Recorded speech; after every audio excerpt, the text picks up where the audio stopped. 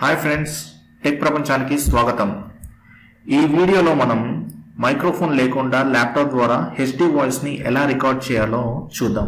దీనికి బేసిక్ గా ఆడోసిటీ అనే సాఫ్ట్వేర్ మనకు కావాలి. ఇది మనం ఇంటర్నెట్ ద్వారా ఆడోసిటీ సాఫ్ట్వేర్ ని డౌన్లోడ్ చేసుకోండి. ఇప్పుడు నేను ఆడోసిటీ ఓపెన్ చేస్తున్నాను.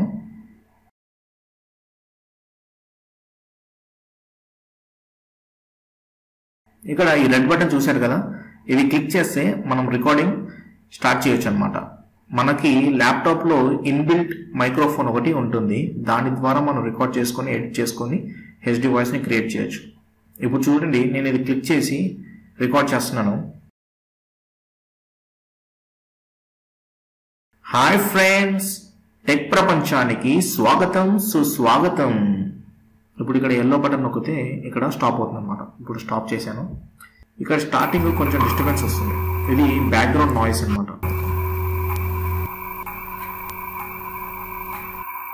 హాయ్ ఫ్రెండ్స్, టెక్ ప్రపంచానికి స్వాగతం, సుస్వాగతం. సో ఇది నేను బ్యాక్గ్రౌండ్ నాయిస్ ని రిమూవ్ చేయాలంటే నేను ఏం చేయాలంటే చూడండి, జాగ్రత్త చూడండి. నేను ఎక్కడైతే నాయిస్ కనిపిస్తుందో నాకు అక్కడ సెలెక్ట్ చేస్తాను. అంటే నేను మాట్లాడిన చోట ఎక్కడైతే నాయిస్ రికార్డ్ అయిందో అది సెలెక్ట్ చేసుకొని ఇక్కడ నాయిస్ రిడక్షన్ అనేది క్లిక్ చేస్తాను. ఎఫెక్ట్స్లోకి వెళ్ళి ఇక్కడ మీరు చూసారు కదా, సెట్టింగ్స్ కింద ఉంటుంది.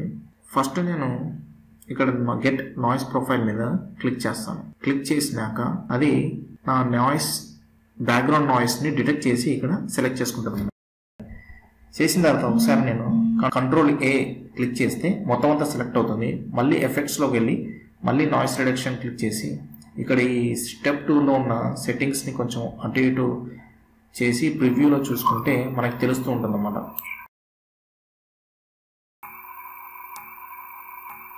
హాయ్ ఫ్రెండ్స్, టెక్ ప్రపంచానికి స్వాగతం, సుస్వాగతం.